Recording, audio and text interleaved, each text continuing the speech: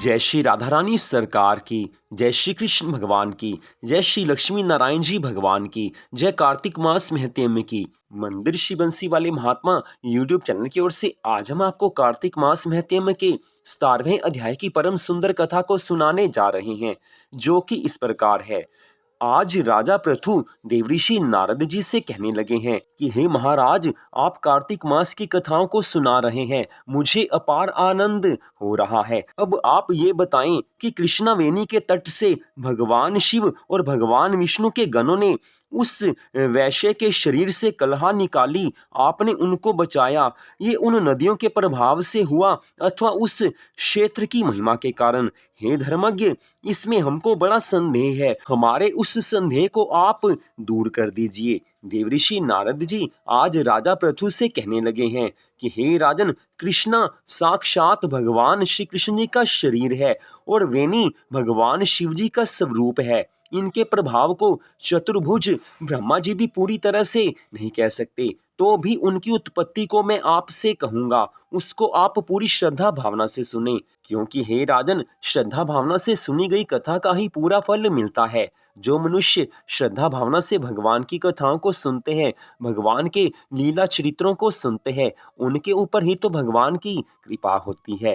हे राजन, प्राचीन समय की बात है, चाक्षुष मनवंतर में ब्रह्मा जी ने रमणीक सहाय आदि के शिखर पर यज्ञ करना चाहा था। यज्ञ की सामग्री इकट्ठी करके देवगणों के साथ वह श्री हरि विष्णु भगवान जी और महादेव जी भगवान को संग लेकर जब शिखर पर जाकर पहुंचे, तो उस समय ब्रह्म देवत मुहूर्त में भृगु आदि ऋषियों ने उनकी दीक्षा विधान के लिए प्रीति पूर्वक समाज की और उनकी स्वरा नाम की पत्नी को बुलाया है, लेकिन उसने वहां आने में विलंब लगाया।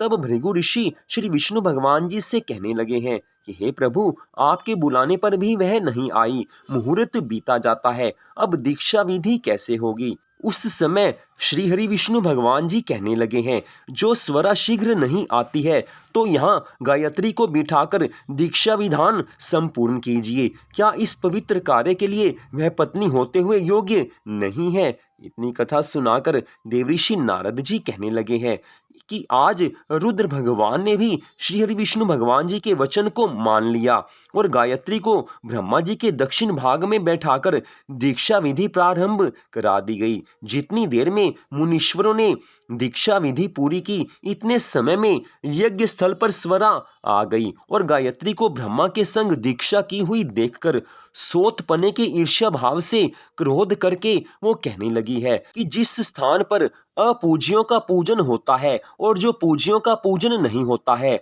वहां दुर्भिक्ष, मरण और भव्य ये 3 फल होते हैं, और दक्षिण भाग में जो वह मेरे आसन पर बैठी है, वह अदृश्य और गुप्त रूपवाणी नदी हो जाएगी। और हे श्री हरि विष्णु भगवान जी, मेरे आसन पर मुझसे छोटी को आपने बैठा दिया, सो आप भी जड़ बनकर नदी हो जाओगे। उसके ऐसे शापों को सुनकर क्रोध के मारे कांपते हुए होठों से देवताओं के रोकने पर भी गायत्री कहने लगी है कि ब्रह्मा जी, तेरी भांति मेरे भी पति हैं, हम दोनों का ब्रह्मा जी पर पूर्ण अधिकार है, फिर भी तुमने मुझे वृथा ही शाप दिया है, इससे तू भी नदी हो जा। इतनी कथा सुनाकर देवऋषि नारद जी कहने लगे हैं कि हे राजन, इसी बीच में श्री हरि विष्णु भगवान जी और सब देवता हाहाकार कर दंडवत करके स्वरा से प्रार्थना करने लगे हैं कि हे देवी, अब जो हम ब्रह्मा आदि सब देवों को तुमने शाप दिया है, जिससे हम सब जड़भूत नदी बन जाएंगे, ये तीनों लोक नष्ट हो जाएंगे,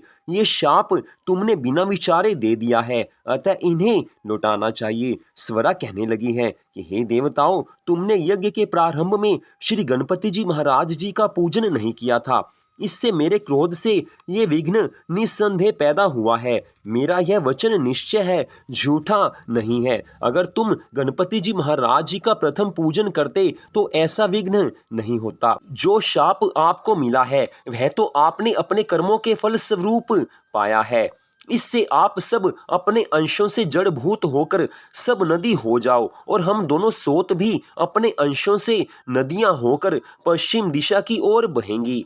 इतनी कथा सुनाकर देवऋषि नारद जी कहने लगे हैं कि स्वरा के ऐसे वचनों को सुनकर ब्रह्मा, विष्णु और महेश ये सब जड़ भूत होकर अपने अपने अंश से नदी हो गए। वहीं श्री हरि विष्णु भगवान जी कृष्णा नदी, भगवान शिव वेणी नदी और ब्रह्मा जी कुकुधनी नदी हुए हैं। अन्य देवता भी अपने अपने अंशों को जड़ करके सहचल की शिखरों से नदी होकर अलग अलग बहने लगे।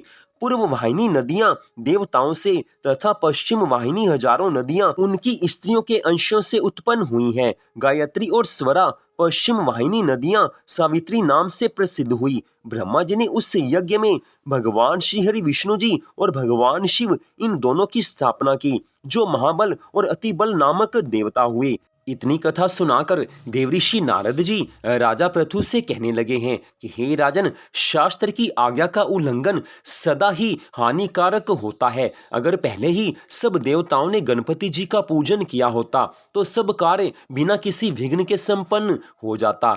इसीलिए किसी भी कार्य के आरंभ करने से पहले गणेश जी महाराज जी का पूजन अवश्य ही करना चाहिए, ताकि कार्य बिना किसी विघ्न के संपन्न हो जाए।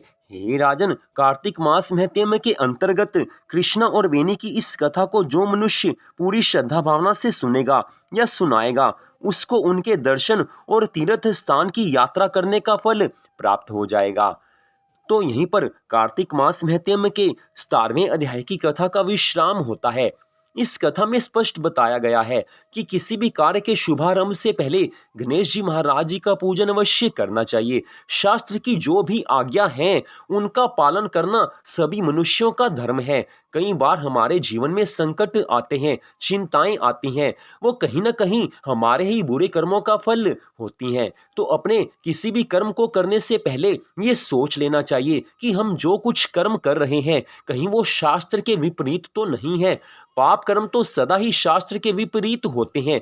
शुभ कर्म करने से पहले भी ये सोच लेना चाहिए कि हम इसे पूरी विधि से तो कर रहे हैं या नहीं कर रहे। कोई भी शुभ कर्म आरंभ करने से पहले भगवान को याद अवश्य करना चाहिए। जो सदा भगवान को याद रखते हैं उनसे तो वैसे भी भगवान अशुभ कर्म होने ही नहीं देते हैं। अगर पाप कर्मों से बचना है, अगर बुरे कर्मों से बचना है, तो सदा भगवान को याद रखना चाहिए। जो सदा भगवान को याद रखते हैं उनकी बुद्धि को भगवान अपने नियंत्रण में ले लेते हैं, उनके मन को भगवान अपने नियंत्रण में ले लेते हैं। और जिसके मन और बुद्धि को भगवान अपने नियंत्रण में ले लेते हैं, फिर वो मनुष्य कभी भी पाप कर्मों के करने के बारे में सोच भी नहीं सकता, करना तो दूर की बात है। क्योंकि जब भगवान किसी पर कृपा करते हैं तो उसके मन और बुद्धि को अपनी ओर आकर्षित कर लेते हैं। आप सब लोग जो भगवान की इस कथा को सुन रहे हैं, आपने कई बार देखा होगा कि जैसे ही कोई भगवान की कथा को श्रद्धा भावना से सुनता है या भगवान के मंगलमय नामों का पूरी श्रद्धा भावना से जाप करता है, ठीक वैसे ही मन में भगवान की भक्ति अपने आप बढ़ने लगती है। ये सब भगवान की कृपा से ही संभव होता है। तो आज की इस परम सुंदर कथा को सुनने के लिए आप सबका हार्दिक धन्यवाद। भगवान श्री राधा कृष्ण जी की, भगवान श्री लक्ष्मी नारायण जी की, तुलसी माता की, कार्तिक मास महत्म की अनंत कृपा सदा आप सब पर, आपके परिवार पर बनी रहे। इसी मंगल कामना के साथ जय श्री राधा रानी सरकार की, जय श्री कृष्ण भगवान की, जय श्री लक्ष्मी नारायण जी भगवान की, जय तुलसी माता की, जय कार्तिक मास महत्म की। जय जय श्री राधे, जय जय श्री राधे, जय जय श्री राधे श्याम।